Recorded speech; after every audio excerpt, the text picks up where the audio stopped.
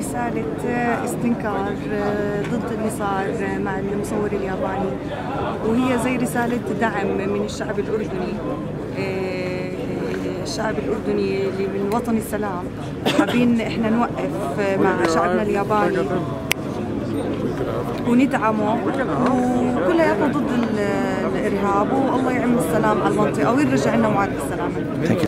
هنا نود إيصال رسالة لجميع شعوب العالم بأننا كأردنيين شعب مسالم نبحث عن السلام، لا نعرف لغة الدم ولا نعرف لغة القتل، وهذه اللغة لا تمثل الإسلام الحقيقي ولا تمثل ولا تعبر عن الشعوب العربية المسالمة. الرسالة بدي أوصلها أنه داعش لا يمثل الإسلام أولا، اثنين أن الياباني هو إنسان زي الأردني، ولو لم يبقى أردني على الأرض الأردنية إلا ويذهب لمقاتلة داعش فليكن.